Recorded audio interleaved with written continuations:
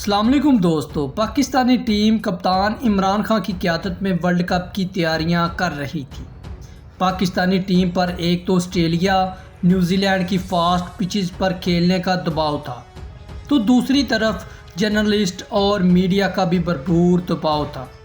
ملک کے sports journalist قومی team کی تیاریوں پر سوالات اٹھا رہے تھے۔ وہ یہ کہہ رہے تھے کہ ورلڈ کپ کی تیاریاں درست نہیں، حالانکہ پاکستانی ٹیم میں آسٹریلیا کی پچز کے لیے 3 فاسٹ بولر بھرپور فارم میں تھے۔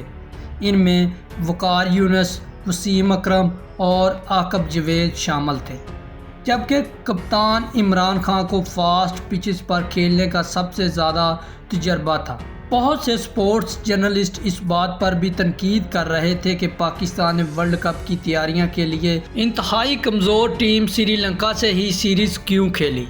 عمران خان اس وقت تک دنیا کا تیز ترین فاسٹ بولر بورے والا ایکسپریس یعنی وقار یونس دریافت کر چکے تھے۔ وقار یونس کی دھوم کرکٹ کی دنیا میں خواب تھی۔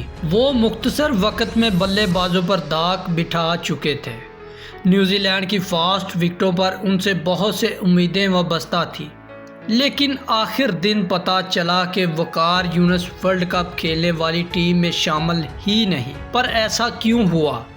سپورٹس جرنلسٹ نے بتایا، جنہوں نے یہ سارا ورلڈ کپ کو روک رکھا تھا۔ وہ بتاتے ہیں کہ وقار یونس ٹیم کے ساتھ آسٹریلیا تو گئے، لیکن ورلڈ کپ شروع ہونے سے پہلے بدقسمتی سے وقار یونس کی کمر میں سٹریس آ گیا اور وہ اب فٹ نہیں رہے، جبکہ ٹیم مینجمنٹ نے 1-2 روز جتنا بھی ان کے پاس مہلت تھی اس میں ان کی فٹنس بحال کرنے کی کوشش کی، لیکن جب امید نہ رہی تو پھر وہ وقار یونس کو وطن واپس بھیجنے پر مجبور ہو گئے۔ ورلڈ کپ شروع ہوا تو پاکستانی ٹیم لگاتار میچ ہار رہی تھی۔ ٹیم پہلے 5 میچ میں سے صرف 1 میچ جیتی اور وہ بھی زمبابوے کی ٹیم سے۔ ویسٹ انڈیز، ساؤتھ افریقہ اور انڈیا سے ہارنے کے بعد ٹیم سے قوم کی امیدیں ختم ہو گئیں اور اس میں پاکستان کے پاس آخری موقع صرف یہ تھا کہ پاکستانی آسٹریلیا کو شکست دے کر ورلڈ کپ سے باہر ہونے سے بچ سکے۔ پاکستان میں مایوس شائقین نے ایک بار پھر امیدوں کے پل باندھ لیے۔ عمران خان نے بار بار جیت کا اعلان اس عزم سے کیا کہ لوگ حیران ہونا شروع ہو گئے۔ تو دوستو، صورتحال ہی کچھ ایسی پیدا ہو گئی کہ پاکستان کو سیمی فائنل تک پہنچنے کے لیے ایک عجیب و غریب کلیے کی ضرورت تھی، اور یہ کلیہ آدھا پاکستان کا اور آدھا دوسری 3 ٹیموں کے ہاتھ میں تھا۔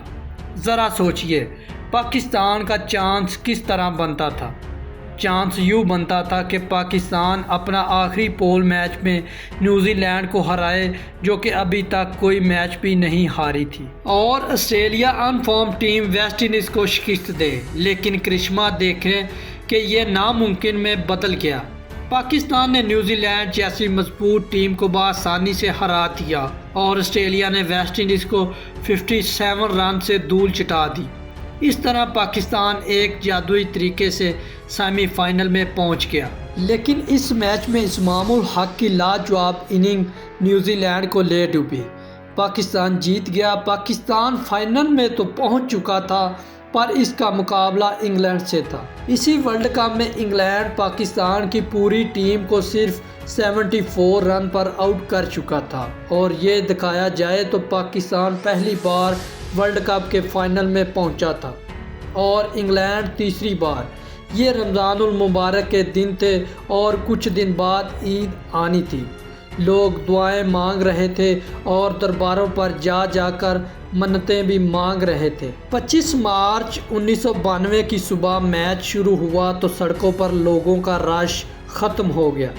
سارا پاکستان میچ دیکھنے اور پاکستان کی جیت کے لیے دعا گو تھے۔ میلبرن کے عظیم و شان اسٹیڈیم میں 87,000 تماشائی موجود تھے۔ پاکستان نے پہلے کھیلتے ہوئے 249 رن بنائے، جو اس دور میں بہت بڑا ٹارگٹ تھا، اور گراؤنڈ اتنا بڑا تھا کہ دونوں ٹیموں کی طرف سے صرف ایک چھکا لگا، اور وہ بھی کپتان عمران خان نے لگایا۔